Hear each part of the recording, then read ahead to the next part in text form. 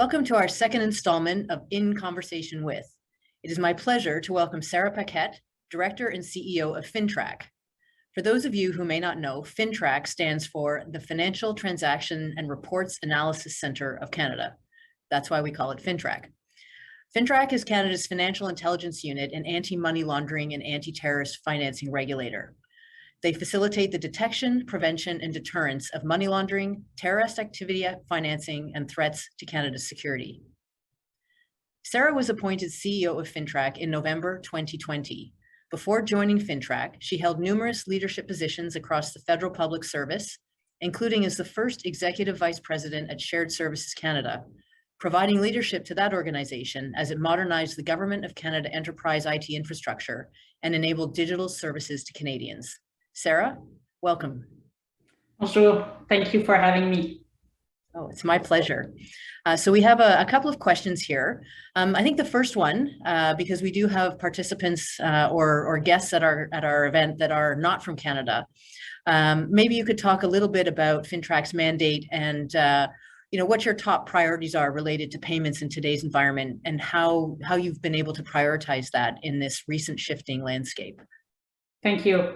So Fintrac have two core mandates. The first one is related to compliance. So we have more than 24,000 reporting entities that goes from banks to casino to Western Unions.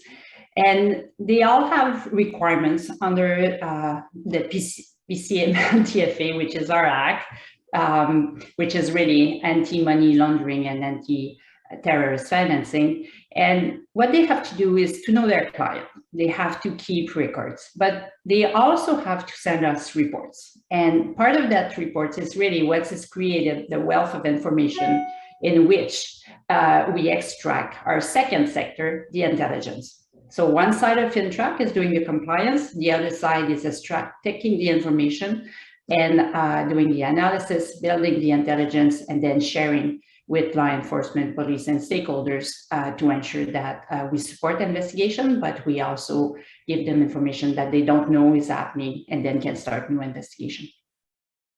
Thank you. Thank you for that explanation. In your current role at Fintrac and previously in federal public service, you've had lots of exposure to driving and leading change. As we all know, COVID's been a bit of a crazy time, and we've seen rapid acceleration in digitization and the use of electronic payments. And I'm curious, how has that pace of change impacted you and your team at Fintrac? That's a very good question, because the COVID question seems to have been the 2 years question, but we're still learning about it. So in your previous question, you were asking me about priorities, which I didn't address. But if you look at the recent events, the convoy, the war in Ukraine, you can see how whatever the priority were at Fintrac, we needed to adapt and then ensure that we were allocating the resources to the priority of the time. But at the same time, COVID is still here. And when COVID hit, Fintrac was happening within, brick and mortars. It was in building, no work at home, everything was super secure. So for a Friday to decide that we were now going to work remotely was, wow, that was a big change. But people were committed, so they made it happen. Didn't happen over a weekend, but quickly enough, all the work was done that could be done remotely was done remotely, including our compliance exam.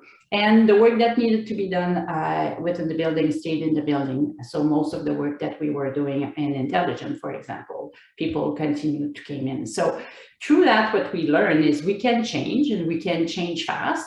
And then we can see the benefit of those change. Not sure that people would have seen working remotely at Fintrac as a benefit early 2020. But today, a lot of our employees don't want to come back in the building. And others would like to come back because of, the collegiality, the brainstorming, the team spirit, and all of that. So how do you adapt to change? You just need, it's not just, because change is hard, but we do change all the time in our personal life. We adapt all the time in our personal life. So it's a bit surprising that we come to work and we kind of expect things to stay the same a little bit longer. So you have to acknowledge the change, to embrace the change, and acknowledge it will be hard, it will be tiresome, it will take time, you'll need to learn new things, and you'll need to let go of old habits. But it's really when you keep the people focused on taking care of each other, because we're human first, but also what's our goal? What's the impact we want to have? How are we going to get there? What's the path? And then help each other see the path, get through the path, take the time to celebrate. Don't wait the 3 years project to celebrate at the end, the cake may be stale.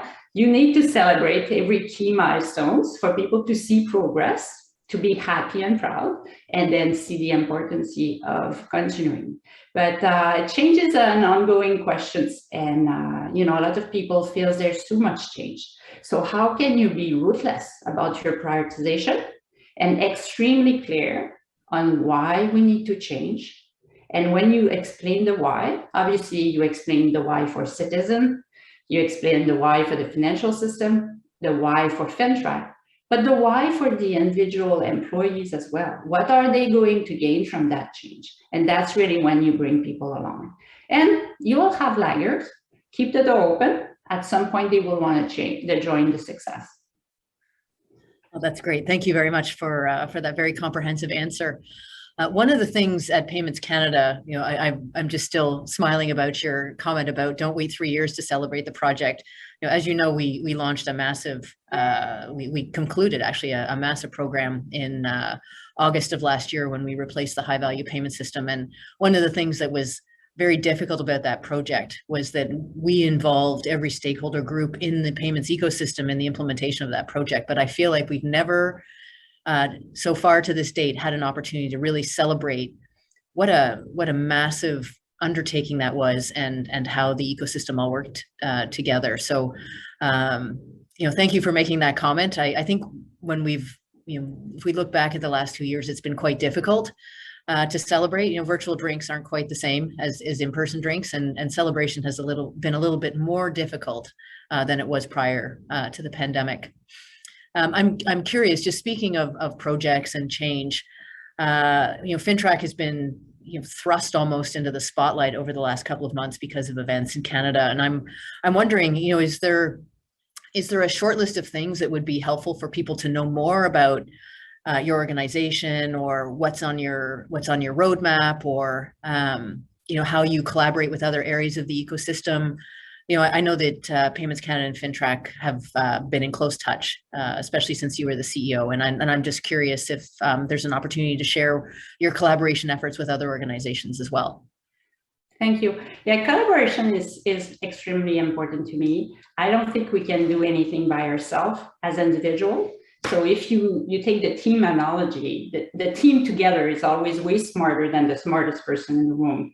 I see the same thing with organization. Like, you can get the best of your organization, but you'll be so much stronger if you actually work within the ecosystem, leverage each other, ensure you don't duplicate, and really work as a network. Because at Fintrac, this is what we're fighting. We're fighting networks of criminals. So we need a network to fight them. So the same way, when I started at Fintrac, I contacted you to meet you, and that was a very nice encounter, and understand how we can support each other. I did the same with my 13 federal partners, but I did the same with my international colleagues, the same way I did the same with the reg tech industry and the reporting entities. And my message is always the same. I think we are stronger together. I want to collaborate. I want people to think different ways of innovating. And the goal is always the same. We have a very important mandate. How do we optimize what we do? How can we be more efficient? And then have a more secure financial system, and then a more secure society. So easier said than done. But when you talk to people about that, and it's about teamwork, it's about a common goal, it's about saving lives, people all want to jump in. So how do you keep that energy? It's really by communicating, keeping people informed, ensuring you have clear objectives, measurable impact, conditions of success, and you need to go through that cycle all over again. And I had very interesting discussion even with the privacy commissioner. So, people shouldn't be surprised that I'm having nice discussions with him. That's not my point. But at Fintrac, one of our big concerns is keeping safe the information we have. And because of that, within our act, the privacy commissioner is coming and auditing us every 2 years. So usually people are not welcoming auditor. They prepare for them and they hope for the best. But my vision was, this is a key stakeholder. So I asked for a meet and greet, sit down with him and had a discussion on how can we work together? How can we ensure that I meet your goal, that I have the less possible information on citizens, and that I keep it secure, but at the same time, I need to be efficient, and that means leveraging technology. So very, very promising discussion there. So people need to create value, and to create value, you need to think outside your usual allies. Who else is in the ecosystem that we can contribute and then leverage it later? And so far, so good. It's going very well. And I have to say that in every single of those encounters, I learned as an individual, my team learned as a team, as an organization, and we share experiences. And even at the international level, it would be easy to say that, oh, we're a G7 country, so of course we're better. Well, we learn from every single country, and we have a lot to contribute for them to be better as well. So those investments are very important for me. What a great answer. It's such a pleasure to hear about your proactive efforts, and I know I see the benefits of your collaboration in the ecosystem. So thank you for creating that network and facilitating those connections. There are two things that we're watching from a payments perspective that I'm interested just to chat briefly about. The first is the introduction of the ISO 20022 message standard, which basically means data-rich payments. So we are introducing the ISO data standard on our high-value payment system later this year, and our real-time payment system, when we launch that system next year, it will support the ISO standard from launch. So I'm curious to know, as more data travels with the payment, how can that be helpful to an organization like Fintrac? No, for us, it's a fantastic opportunity. In 2016, we launched the first private-public partnership. So we started working with the banks and law enforcement to decide which crime has the biggest societal impact. If there were one we would want to resolve, which one would we pick first? And in 2016, the team before me picked human trafficking and sex trade. And because they worked together, they all came together with different data, different indicators, different typology and trends. The disclosure of human trafficking cases augmented by 750%. This is lives we're talking about. And after that, we did 4 other projects, one on ramen scam, one on illicit fentanyl, one on child online exploitation, and one on underground banking. And all those special projects, special collaboration, are coming with what we call Ops Alert. So that's a long list of indicators that not one of itself is saying human trafficking is happening, but when you see the trends, you can more easily identify them and then disclose. But why I'm saying all of that is what you just described for me, it's the next level. So it's one thing to have the information. It's something, it's another thing to share for public awareness. So pharmacies and hotels will know about those indicators and they can keep an eye on what's happening in their environment. But if an organization like yours and mine and payment processors and banks work together to develop those super algorithms that are going to run on all our systems without breaching any privacy, you can imagine the amount of information we will have, the number of cases we'll be able to identify and to identify them way earlier. So that means saving those victims way earlier. So I think what you just described is a fantastic opportunity for us to take those PPPs and bring them to all other levels, because we are bringing more stakeholders and we are leveraging their ecosystem for good. So if I was to make a parallel to what I just described, to the sanctions on Russia right now, we could do the same thing. The systems are there, the technology exists, the list of sanctions, we have them.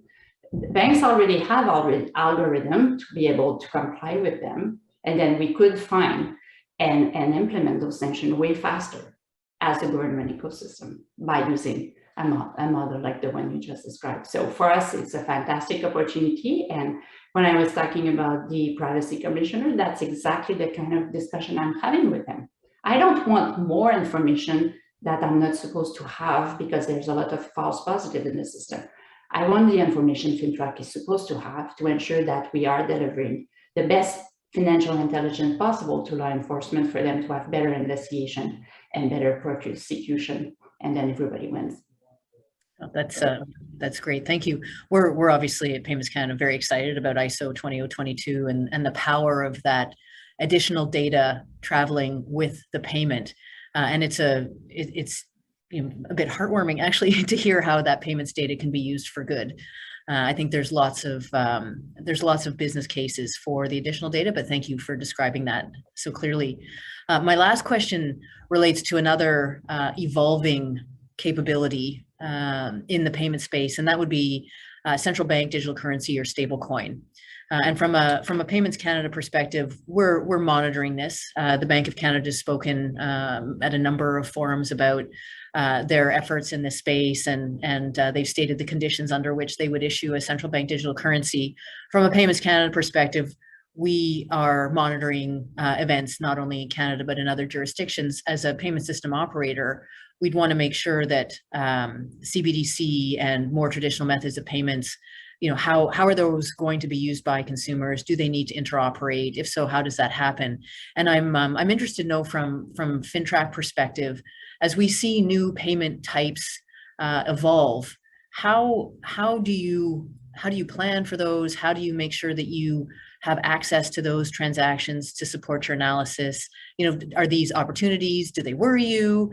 I'm just curious to get your thoughts on these types of things and how they might impact Fintrac and its mandate.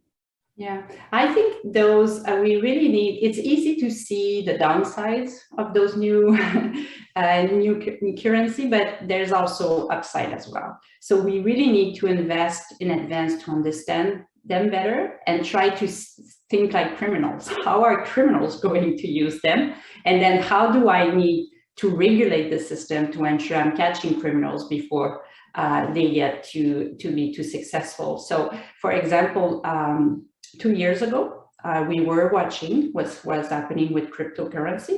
So we included cryptocurrency in our framework, and now we're receiving reports from cryptocurrency dealers. And I have to say they are fantastic. The reports we've been receiving have been going straight to law enforcement, straight into investigation and prosecution, because this is their word. So when they are able to see the trends, they know exactly what we're looking for, and they're sending us the information. Recently, with the Convoy event, we will now have the platform, the crowdfunding platform reporting to Fintrac, and more payment processors. So again, it's more information coming our way, but we really need to invest to understand their ecosystem better and how we can work together. And in the latest federal budget, that's exactly what it was saying.